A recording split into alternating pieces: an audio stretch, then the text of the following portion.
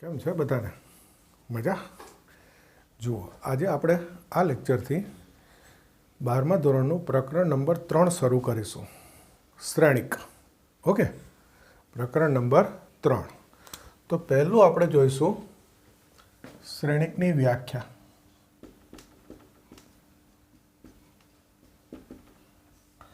આ પ્રકરણનું નામ સંખ્યાઓ અથવા વિધેયોની લંબચોરસ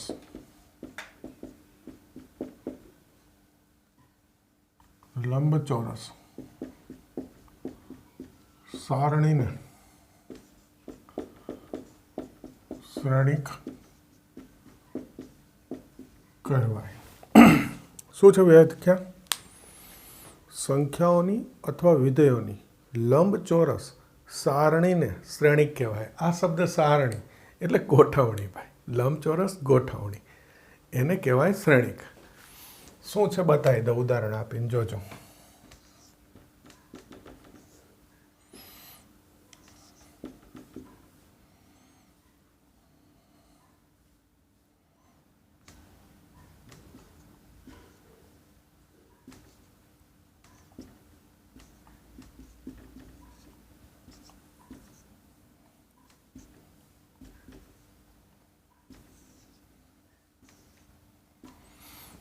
જુઓ, અમે એક શ્રેણિકનું ઉદાહરણ લખી દીધું કે આવું હોય એને શ્રેણિક કહેવાય. ઓકે, હવે જરા અહીંયા જોજો ધ્યાનથી. પહેલું આ કૌંસ, આ શ્રેણિક દર્શાવવા માટેનો સંકેત છે. તો સંકેત આવી ગયો. આ કૌંસ છે એ અત્યારે કૌંસ નથી, આ શ્રેણિક છે. આ કૌંસ એટલે શું થઈ ગયું? શ્રેણિક. ટૂંકમાં શ્રેણિકનો સંકેત છે. પહેલી વસ્તુ. બીજી વસ્તુ, આ આડી જે હોય એને હાર કહેવાય. શું કહેવાય એને? હાર કહેવાય. આ હાર છે. તો આ પહેલી હાર, આ બીજી હાર, આ ત્રીજી હાર. કેટલી હાર છે? 3.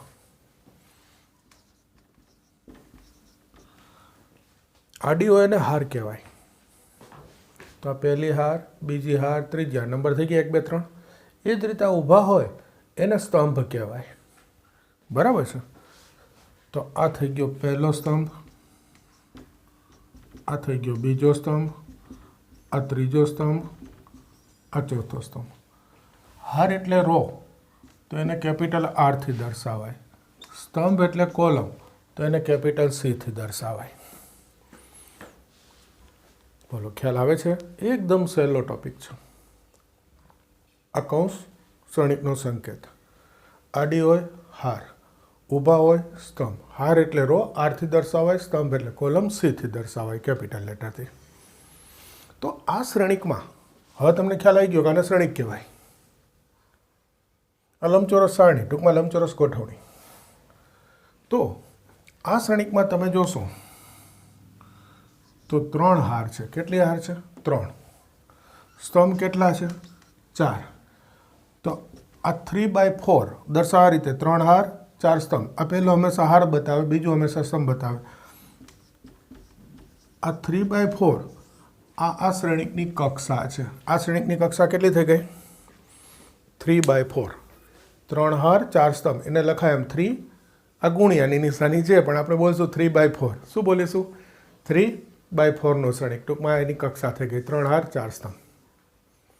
ક્લિયર?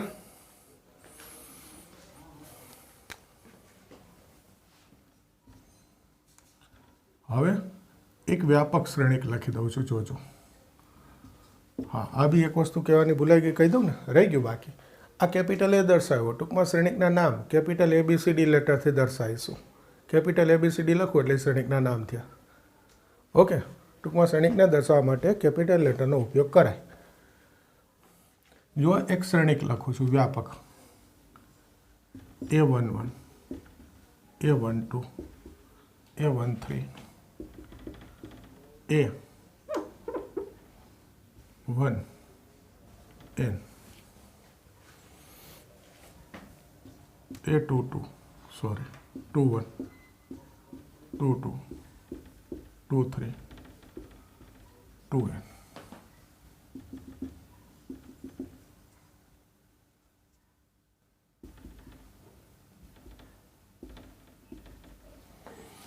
डॉट बताई दीधा।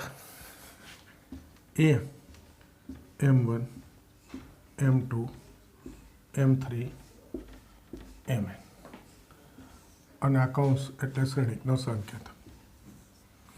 તો આજે મેં શ્રેણિક લખ્યો એમાં તમે ધ્યાનથી જોશો તો આડી હોય એને હાર કહેવાય।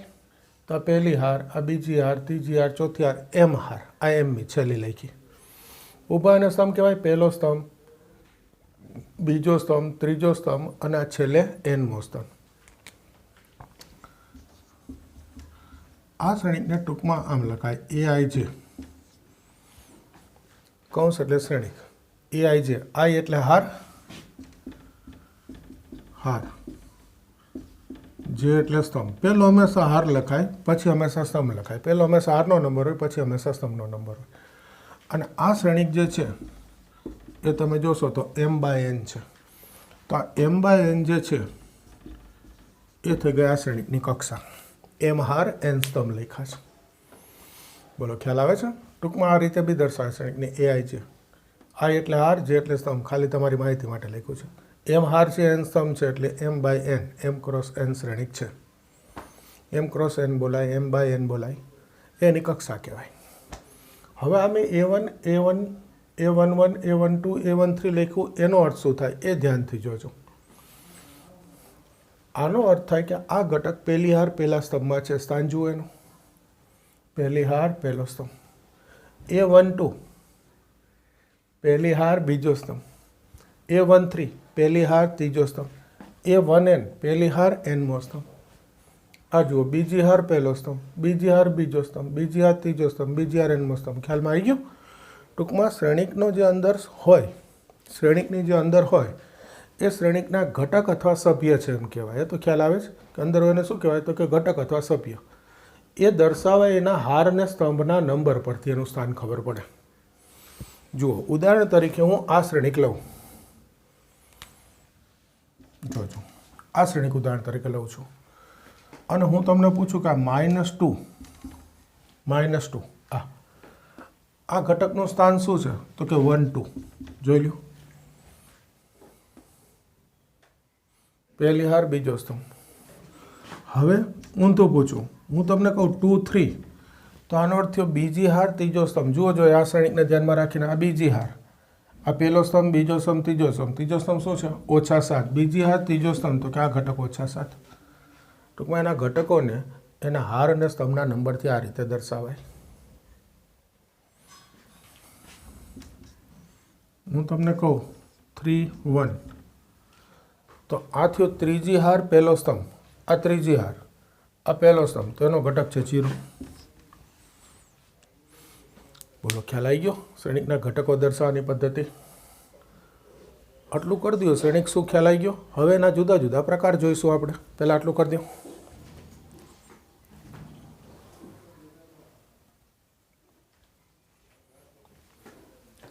હવે જુઓ, આપણે જુદા જુદા પ્રકાર જોઈશું શ્રેણિકના।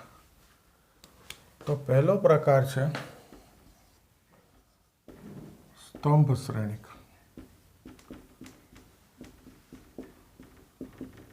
કંઈ નથી હો ભાઈ, સાવ સહેલી વસ્તુ છે।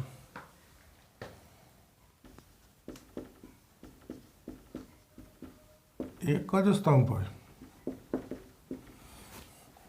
બહુ મોટી મોટી વ્યાખ્યાઓ નહીં લખતો, જરૂર જેટલું લખું છું। જ્યાં એક જ સ્તંભ હોય, જે શ્રેણિકમાં એક જ સ્તંભ હોય એને સ્તંભ શ્રેણિક કહેવાય।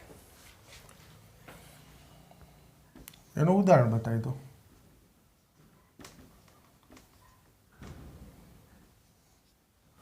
તો આ જે શ્રેણિક છે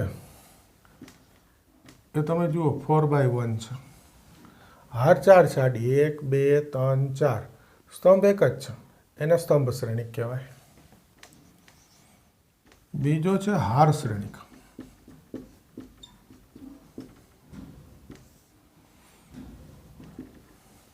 કયો છે? હાર શ્રેણિક।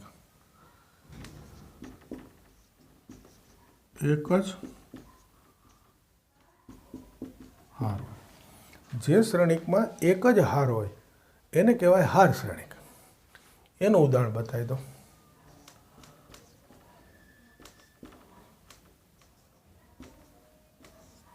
જોજો, તો આ શ્રેણિકમાં હાર એક જ છે અને સ્તંભ જોશો ને તો 4 છે. 1 2 3 4. તો આની કક્ષા લખું છું, ખ્યાલ આવે ને? એટલે એક જ હાર હોય એને શું કહેવાય? હાર શ્રેણિક. પછી આમાં સ્તંભ એક હોય, હાર n હોઈ શકે, વ્યાપક લખું તો n. આ હાર છે એક જ હોય પણ સ્તંભ n સુધી હોઈ શકે. અત્યારે હું એક નાના નાના ઉદાહરણ આપીને તમને બતાવી દઉં છું. ત્રીજો, ચોરસ શ્રેણિક.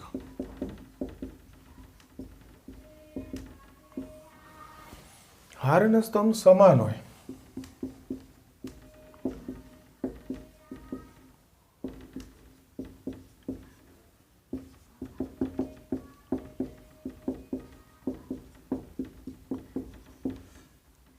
હાર અને સ્તંભની સંખ્યા સમાન હોય એને કહેવાય ચોરસ શ્રેણિક. ટૂંકમાં 1 2 3 4 5 6 7 8 9. જુઓ જોઈએ, હાર અને સ્તંભની સંખ્યા સરખી છે. 3/3. કયો શ્રેણિક લખ્યો મેં? 3/3. 3 હાર 3 સ્તંભ. તો આને કહેવાય ચોરસ શ્રેણિક. આનું એક વ્યાપક લખી દઉં કે Aij માટે m બરાબર n તો ચોરસ શ્રેણિક. વ્યાપક રીતે આપણે હારને શેનાથી દર્શાવીએ છીએ? m થી, અને સ્તંભને શેનાથી દર્શાવીએ? n થી. તો ચોરસ શ્રેણિકમાં વ્યાપક લખવું હોય તો શું કહેવાય? તો કે m બરાબર n થાય ને, એને ચોરસ શ્રેણિક કહેવાય. એટલે મેં એ લખી દીધું. ચોથું, વિકર્ણ શ્રેણિક.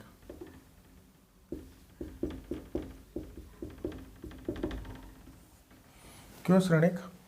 વિકર્ણ શ્રેણિક. વિકર્ણ એટલે શું? હા, આ વિકર્ણ કહેવાય. આ એક વિકર્ણ, આ બીજો. સામાન્ય રીતે આમ આડું છે ને, આ 1 5 9 એને અગ્ર વિકર્ણ કહેવાય. આ 3 5 7 એને પ્રતિ વિકર્ણ બોલાય. તો જે શ્રેણિકમાં અગ્ર વિકર્ણ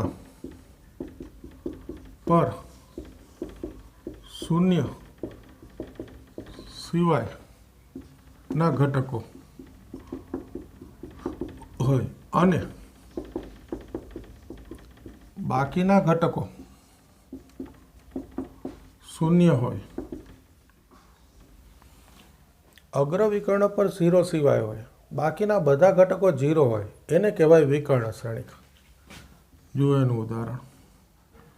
આને ધારો કે મેં એ કહી દીધો 3 5 - 2. જોઈ લો, અગ્ર વિકર્ણ પર 0 સિવાયના ઘટકો હોય, બાકીના બધા જ 0 હોય, એને કહેવાય વિકર્ણ શ્રેણિક. ક્લિયર? આની એક સરસ વસ્તુ લખી દઉં છું, જોજો. એ બરાબર AI છે. વ્યાપક લખવું એટલે m ક્રોસ n લખાય. વ્યાપક લખવું એટલે શું લખાય? m cross n. m હાર n સ્તંભ. આ ઉદાહરણને ધ્યાનમાં રાખીને નહીં. વ્યાપક માટે Aij is not equal to is equal to 0 જ્યાં I is not equal to j. તો એ વિકર્ણ શ્રેણિક છે. આ ખાસ યાદ રાખજો, કારણ આ વિકર્ણ શ્રેણિકનું ગાણિતિક સ્વરૂપ છે એ સીધું MCQ પૂછાય છે. આ લખેલું હોય માટે એ માટે જ્યાં ઇઝ નોટ ઇક્વલ ટુ એ ખાલી જગ્યા શ્રેણિક છે, અહીંયા ખાલી જગ્યા આવી જાય, આપણે કહી દેવાનું વિકર્ણ શ્રેણિક. આનો અર્થ શું થાય એ બતાવું. વ્યાપકનો સાંભળજો. એવું કીધું કે Aij m ક્રોસ n શ્રેણિક છે. Aij બરાબર 0, કે એવા ઘટક આ શ્રેણિકના 0 છે જ્યાં I is not equal to j. જ્યાં આઈ એટલે હાર અને જે એટલે સ્તંભનો નંબર સમાન ના હોય એ બધા ઘટક 0. શા માટે? જુઓ, આ શ્રેણિકને ધ્યાનમાં રાખો તો આ ઘટક A11 કહેવાય. 1 1 હાર અને સ્તંભનો નંબર સરખો. આ ઘટક જુઓ, બીજી હાર બીજો સ્તંભ એટલે આને વ્યાપક કહેવાય A22 હાર અને સ્તંભનો નંબર સરખો. આ ત્રીજી હાર ત્રીજો સ્તંભ A33 હાર અને સ્તંભનો નંબર સરખો. તો જ્યાં હાર અને સ્તંભનો નંબર સમાન એટલે કે આઈ બરાબર જે હોય એ ઘટક 0 નથી. તો બાકીના ઘટકમાં આઈ બરાબર જે ના હોય, જોઈ લો, આ પહેલી હાર બીજો સ્તંભ હાર 1 અને સ્તંભનો નંબર 2, પહેલી હાર ત્રીજો સ્તંભ હાર 1 સ્તંભનો નંબર 3. એટલે આ 0 છે એ ઘટકો એવા છે કે જ્યાં હાર અને સ્તંભનો નંબર સમાન નથી. જ્યાં હાર અને સ્તંભનો નંબર સમાન હોય, હાર અને સ્તંભનો નંબર સમાન આ વિકર્ણ પર જ હોય. એટલે અહીંયા કીધું છે કે એના સિવાયના ઘટક 0. I is not equal to J એ બધા 0. I is equal to J એ 0 નથી. એ લખવાની જરૂર નહીં, આ કીધું એટલે. તો એવા શ્રેણિકને કહેવાય વિકર્ણ શ્રેણિક. આ એનું ગાણિતિક સ્વરૂપ છે આને આ વસ્તુનું, પણ આ સીધું 1 માર્કના MCQમાં પૂછી શકાય છે અને પૂછાય છે. એટલે આ 1 માર્કના MCQ તરીકે તૈયાર કરજો. ખ્યાલ આવી ગયો? હજુ આગળ બીજા પ્રકાર જોવાના છે, પહેલાં આટલું તૈયાર કરી દો.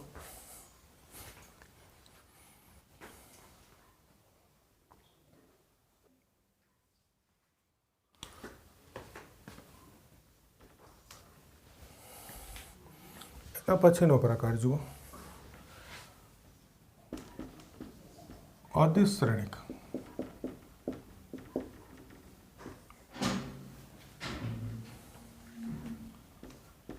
તો क्या વિકર્ણ શ્રેણિક ના ઘટકો સમાન હોય તો વિકર્ણ શ્રેણિકના જે અગ્ર વિકર્ણ પરના ઘટકો છે એ સમાન હોય તો અદિશ શ્રેણિક.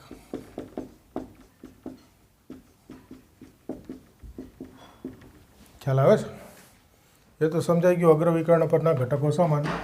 જુઓ, એ લખીએ 3 0 0 0 3 0. તો આ થઈ ગયો અદિશ શ્રેણિક. ઓકે. 6 એના પછીનો એકમ શ્રેણિક.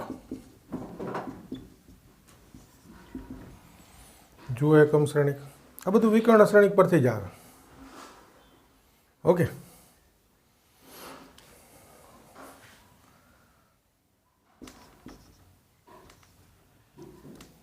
અહીંયા વિકર્ણ પ્લસ ચોરસ હોય. ચોરસ એટલે હાર સ્તંભનો નંબર સરખો હોય. તો અહીંયા લખી દો ચોરસ, પણ અર્થ વિકર્ણ શ્રેણિક જેવો જ થાય. પ્લસ આ વિકર્ણ હોવો જોઈએ. વિકર્ણ શ્રેણિકના ઘટકો 1 હોય તો ટૂંકમાં લખી દો તો એને એકમ શ્રેણિક કહેવાય. ટૂંકમાં ચોરસ હોય ને વિકર્ણ શ્રેણિક એટલે માત્ર અગ્ર વિકર્ણ પર ઘટક હોય, બાકીના બધા કેવા હોય? શૂન્ય. એ અગ્ર વિકર્ણ પર 1 હોય ત્યારે એને શું કહેવાય? એકમ શ્રેણિક. અને એકમ શ્રેણિક છે ને ભાઈ, એનો ફિક્સ સંકેત છે કેપિટલ આઈ.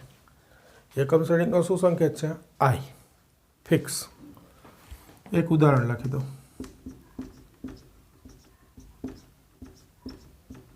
તો આ થઈ ગયો એકમ શ્રેણિક. હવે જુઓ, આ જે એકમ શ્રેણિક છે એનો સંકેત આઈ છે, એની બાજુમાં NB લખાય. શું લખાય? IN. આ N એટલે એની કક્ષા બતાવે. N શું બતાવે? કક્ષા. ચોરસ શ્રેણિક છે ભાઈ, એટલે N 3 કહું તો 3/3 થાય, 2 કહું તો 2/2 થાય. જો એક 2 વાળો બતાવું. 1 0 0 1. તો આને I2 લખાય, આને I3 લખાય અને વ્યાપક કહેવાય IN. આ 2 એટલે 2/2 એની કક્ષા બતાવે, 3 એટલે 3/3 એની કક્ષા બતાવે. અને કંઈ ના લખો, I લખો તોય ચાલે. આ તો તમે વાંચો I2 તો સમજાઈ જાય કે 2/2 છે, I3 તો 3/3 છે. અને છેલ્લો આવે શૂન્ય શ્રેણિક. કયો શ્રેણિક છે છેલ્લો? શૂન્ય શ્રેણિક. આ પ્રકાર છેલ્લો. બધા જ ઘટકો શૂન્ય હોય તો એને શૂન્ય શ્રેણિક કહેવાય. એનો બી ફિક્સ સંકેત છે શૂન્ય શ્રેણિકનો બી. ઓ આ 0 નથી એટલે મોટું કર્યું એટલે ઓ વાંચવાનો. જુઓ 2/2 લખું તો આ, 3/3 લખું તો આ. નોર્મલી આપણને ચોરસ શ્રેણિક ઉદાહરણમાં લખવાની આદત હોય, જરૂરી નથી ચોરસ હોય. બધા ઘટક 0 હોય એટલે એને શૂન્ય શ્રેણિક કહેવાય. બસ આ તમે ખાલી ઉદાહરણ તરીકે બે લખાય. મૂળ વસ્તુ શૂન્ય શ્રેણિકનો સંકેત ફિક્સ ઓ છે અને એ જ રીતે એકમ શ્રેણિકનો ફિક્સ સંકેત છે આઈ. એ બદલાવી ના શકાય આપણાથી, એ ફિક્સ છે. બાકી આપણે શ્રેણિકને ABCD ગમે તે નામ આપી શકીએ, પણ એકમ શ્રેણિક એટલે આઈ, શૂન્ય શ્રેણિક એટલે ઓ. આ ફિક્સ. દાખલા આના પછી હવે શરૂ થાય. સાવ સહેલા સરવાળા બાદબાકીના દાખલા છે. એટલે જે આના અમુક ગુણધર્મ છે ને સમાનતાના અંતેને સરવાળો બાદબાકીને, એ હવે હું સીધું તમને દાખલામાં બતાવું છું. બરાબર છે? કરી દો એટલું.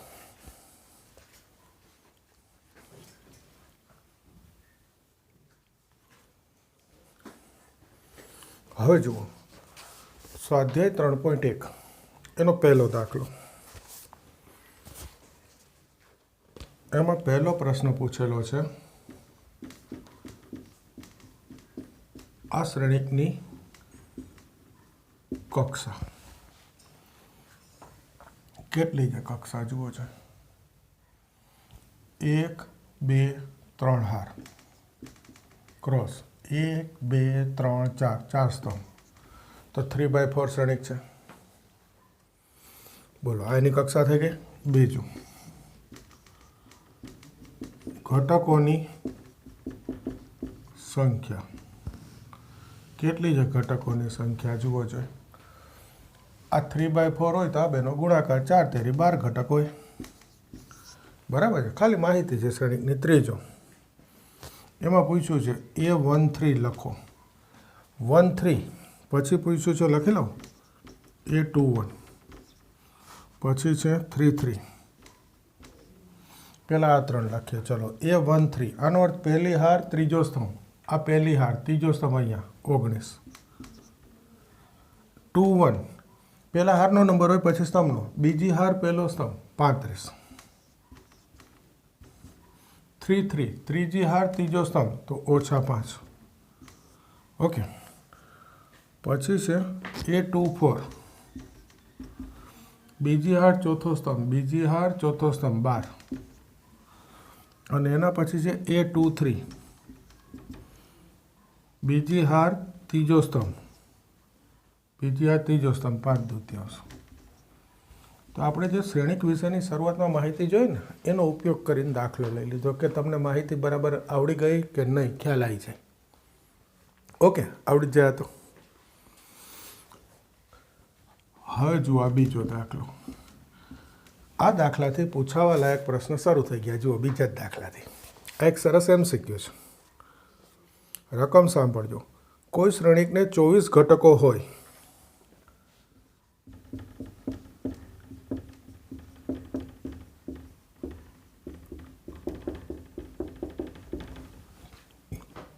તો તેની શક્ય કક્ષાઓ કઈ છે?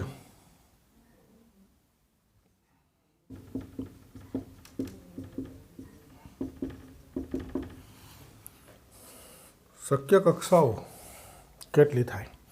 જો કુલ અંદર 24 ઘટક છે તો એમાં કેટલી કક્ષાના જુદા જુદા શ્રેણિક બનાવી શકાય, આપણે એવો અર્થ કરવાનો. તો એના માટે શું કરવાનું? મેં તમને અહીંયા કીધું કે આ 3 × 4 12 ઘટક હોય તો ઊંધું 12 હોય તો એના ભાગ શું થાય? 3 × 4 થાય. ફરી એકવાર 3 હાર 4 સ્તંભ 3/4 શ્રેણિક હોય તો મેં તમને કીધું એ બેનો ગુણાકાર 12 ઘટક થાય. તો ઉલટું 12 ઘટક હોય તો એમાં 3/4 આવે કે નહીં? એના 12ના ભાગ જ કહેવાય કે નહીં? તો અહીંયા આપણે આ 24ના શક્ય ભાગ પાડી દેવાના. ગુજરાતીમાં ભાગ, ગણિતમાં અવયવ. 24ના શક્ય હોય બધા અવયવ પાડી દેવાના. તો પહેલો અવયવ તો શક્ય છે 24 × 1 છે. જે અવયવ પાડો ને એનો ક્રમ બદલી નાખવાનો. 1 × 24 પહેલું બીજું 2 ગુણ્યા 12 તો પછી 12 ગુણ્યા 2 3 ગુણ્યા 8 તો ક્રમ બદલાવું એટલે 8 ગુણ્યા 3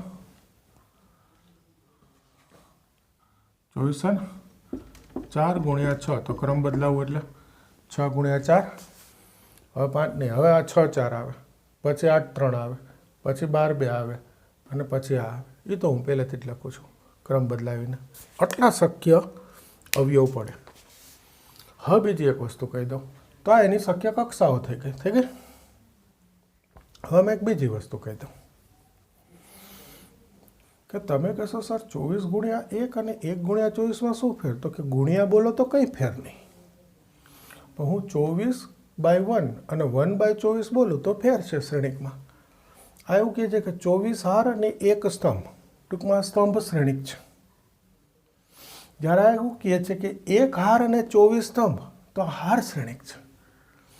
શ્રેણિક લખું ત્યારે પહેલો નંબર જે છે હારની સંખ્યા બતાવે, બીજો સ્તંભની સંખ્યા બતાવે, તો આ 24/1 અને 1/24 જુદા જુદા થઈ ગયા કે નહીં? એટલે તો આટલી શક્ય કક્ષાવાળા શ્રેણિકો હોય. હવે તમને પૂછે આવી જેમાં 24 ઘટકો હોય એવા જુદી જુદી કક્ષાના કેટલા શક્ય શ્રેણિક બનાવી શકાય? તો ગણી લેવાનું 1 2 3 4 5 6 7 8 કેટલા શક્ય શ્રેણિક બનાવાય? અત્યારે નથી પૂછ્યું, હું કહું છું.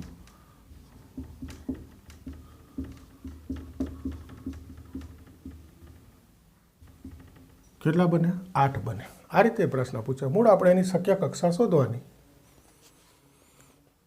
13 ઘટકો હોય. બીજો પ્રશ્ન. આ પહેલો પ્રશ્ન હતો.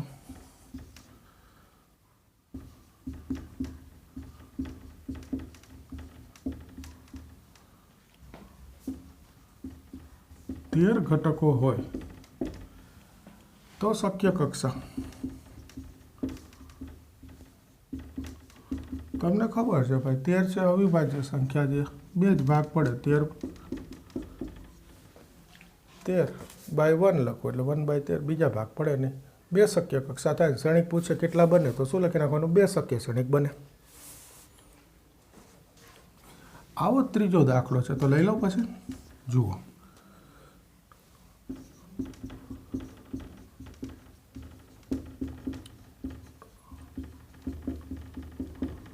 શ્રેણિકના 18 ઘટકો હોય તો શક્ય કક્ષાઓ. જુઓ જે 18ના અવયવ, 18 ગુણ્યા 1. અવયવ બોલું ત્યારે ગુણ્યા બોલાય, શ્રેણિક બોલું ત્યારે 18/1 1/18 અથવા 18x1 1x18. 2 9 9 2 થાય, 3 6 6 3 થઈ ગઈ. કેટલા શક્ય શ્રેણિક બને? 6. 6 કક્ષા થઈ જુદી જુદી, 6 શ્રેણિક બને. આમાં બી આ પહેલો પ્રશ્ન છે. બીજો પ્રશ્ન છે 5 ઘટકો હોય શ્રેણિકને, 5 ઘટકો હોય શું થશે શક્ય કક્ષાઓ? જુઓ છે 5 બી તમને ખબર છે અવિભાજ્ય સંખ્યા. 1 5 અને 5 1 2 થાય. તો જુઓ આ બીજો ને ત્રીજો દાખલો છે એ MCQ થઈ ગયા. ટૂંકમાં આ પૂછાય છે એટલે આ પૂછી શકાય એવી રકમ. હવે જે ઘટકની સંખ્યા આપે આવડી જાય ને આના ઉપરથી, આમાં 24 18 13 5 એવા છે, પછી આની બદલે હું કંઈક બીજું આપું કે 12 આપું, આવડી જાય ને. ઓકે, આ કામનું MCQ સરસ તૈયાર કરજો.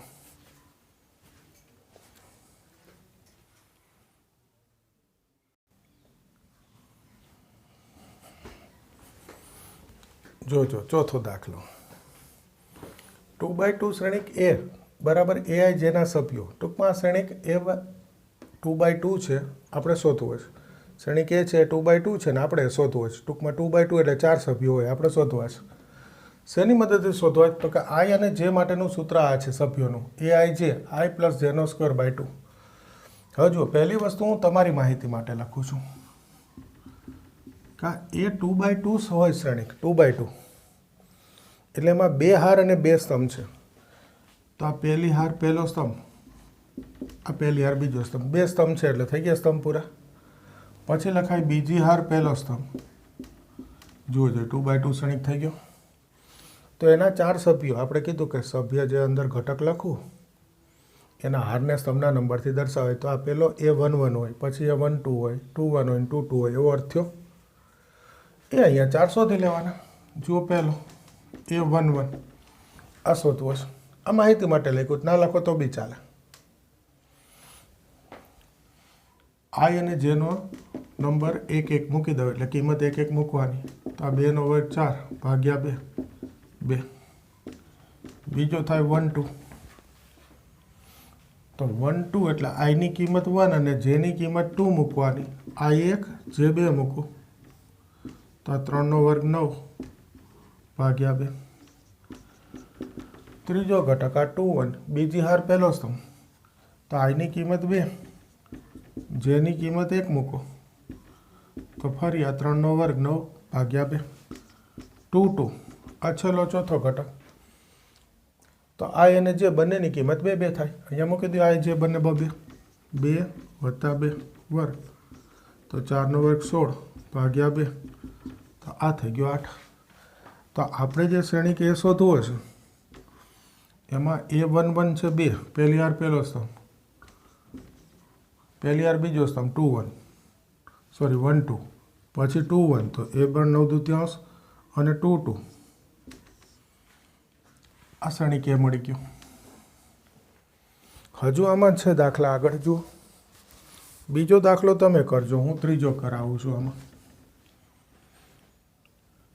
એ આઈ છે 1 + 2 છે, સોરી I + 2 છે નો સ્ક્વેર ભાગ્યા 2. આમાંથી આ શ્રેણિક એ શોધવો છે. હેડિંગ આ જ છે ભાઈ, 2 × 2 શ્રેણિક એ આઈ છે. એટલે આ 4 સભ્યો ફરી શોધવા છે. A11 એનો અર્થ આ એને જે 1 1 મૂકવાનો. તો આ 1 વત્તા 2 થઈ ગયું. તો આ 3 નો વર્ગ 9 ભાગ્યા 2. 1 2 એટલે આ 1 અને જે 2 મૂકો તો આ 1 આ 2 દુ 4 તો આ 5 નો વર્ગ 25 ભાગ્યા 2. 2 1 ત્રીજો ઘટક. તો આઈ 2 અને જે 1 મૂકું 2 1 મૂકીશું એટલે 2 વત્તા 2 નો વર્ગ તો આ 4 નો વર્ગ 16 ભાગ્યા 2. આ થઈ ગયો 8. 2 2 આ એને જે બંનેની કિંમત 2 2 મૂકવાની. 2 આ 2 દુ 4 એનો વર્ગ ભાગ્યા 2 તો આ 6 નો વર્ગ 36 ભાગ્યા 2 18. તો આ શ્રેણી કે આવી ગયો છું. પહેલો ઘટક 9 દૂત્યાંશ, પહેલી હાર બીજો સ્તંભ 25 દૂત્યાંશ, બીજી હાર પહેલો સ્તંભ 8, બીજો સ્તંભ 18. આવા દાખલા પણ 1 2 માર્કમાં પૂછાય છે, 1 માર્કમાં અથવા 2 માર્કમાં. ટૂંકમાં આ પણ પૂછાવા લાયક 1 અથવા 2 માર્ક છે. સહેલું જ પણ પૂછાય છે પેપરમાં. ભાઈ મસ્ત તૈયાર કરી દો.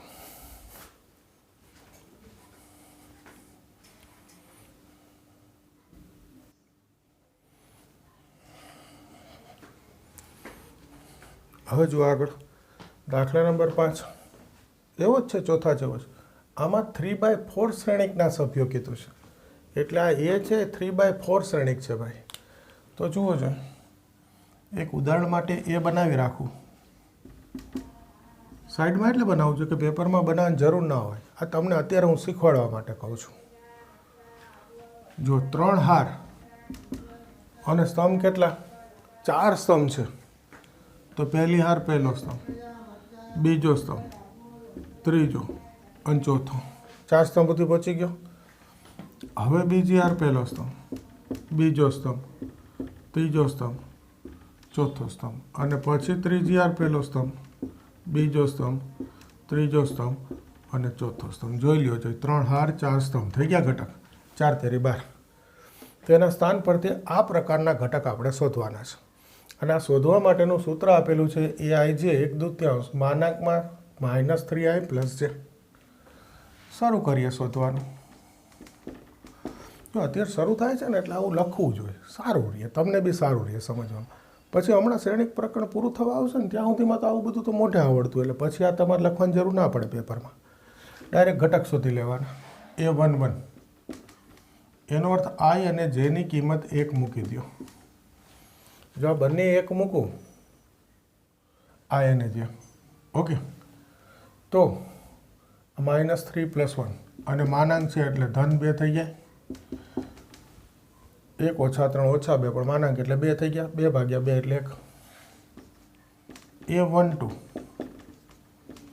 તો આઈની કિંમત 1 અને જેની કિંમત 2 મૂકો તો આ -3 + 2 તો આ થઈ ગયા 1/2. 13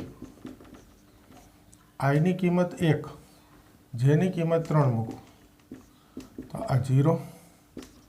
14 આઈની કિંમત 1 જેની કિંમત 4 મૂકો એટલા 1/2. જો આ પહેલી હારના 4 ઘટક મળી ગયા. હવે બીજી હાર લઉં છું 21 તો આઈની કિંમત 2 જેની કિંમત 1. આ 2 મૂકવું એટલે -6 + 1 તો -5 માનાંક છે એટલે વત્તા થઈ જાય. 22 બંને 2 આ 2 મૂકવું એટલે -6, ટૂંકમાં આ તો -6 ફિક્સથી આવે, વત્તા જે એટલે 2 મૂકવું તો આ 4/2 2. પછી તો આટલું સાદુરૂપ તો આવડે ને, એકવાર શું છે સમજાઈ ગયા પછી. A23 1/2 આઈ 2 એટલે -6 જે 3 વત્તા 3 તો આ થશે 3/2. 24 આ તો -6 ફિક્સ છે, આ જે મૂકો 4, -2 મૂકું બીજી હાર માટે, આ -6 ફિક્સ છે 4 તો આ થશે 2/2.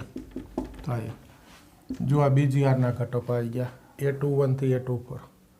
હવે ત્રીજી હાર 31 આઈની કિંમત 3 એટલે -9 જેની કિંમત 1 તો 8/2. હવે જુઓ 32 આઈની કિંમત તો 3 જ રહેશે એટલે આ -9, આ જે 2 મૂકવાના, આ તો -9 ફિક્સ, હવે આ 2 મૂકો તો આ થઈ ગયું 7/2. 33 -9 + 3 તો આ 6/2. અને છેલ્લું 34 -9 + 4 થઈ જશે, આ થઈ ગયું 5/2. આવી ગયા 12 ઘટક. હવે છેલ્લા આન્સર લખવો છે. જો બોર્ડ ઉપર ક્યાંય જગ્યા નથી, આન્સર લખવાની નથી ને, તો પછી મેં તમને કીધું એમ આની કંઈ જરૂર નહોતી, આ તો માહિતી માટે હતું. હવે કાઢ નાખો, ત્યાં આન્સર લખી નાખો. જુઓ 1 1/2 0 1/2 1 1/2 0 1/2 થઈ ગયા. પહેલી હારના 4 ઘટક. બીજી હારમાં 5/2 2 5/2 3/2 1. આ બીજી હારના 4 ઘટક અને આ ત્રીજી હારના 4 ઘટક 4 7/2 3 5/2.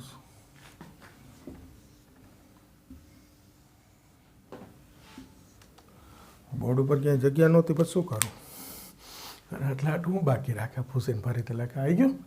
અને તો આ ઘટક શોધાઈ ગયા પછી તો તમે લખી નાખો ને શ્રેણિક, તો આવડે ને. હજુ આ દાખલા નંબર 5માં બીજો દાખલો છે, એ તમે જાતે ગણ નાખજો, આવો જ છે, આવડે ને. તો આજે આપણે આટલું રાખીએ છીએ. શરૂ થઈ ગયું ત્રીજું પ્રકરણ સરસ રીતે. આજે આપણે પહેલાં જુઓ સમજૂતીને બધું સરસ રીતે તૈયાર કરી દેવાનું, પછી દાખલા કરવાના. સહેલું જ છે પ્રકરણ, પણ સમજૂતી પહેલાં જોઈ લેવાની. બધી વ્યાખ્યા થિયરી આપણે જે સમજૂતી કહીએ ને એ સરસ સમજાઈએ, પછી દાખલામાં જ કંઈ છે નહીં. કરી દો શરૂ તૈયારી. આગળ હવે નવા લેક્ચરમાં કરીશું. આજે એટલું રાખીએ છીએ.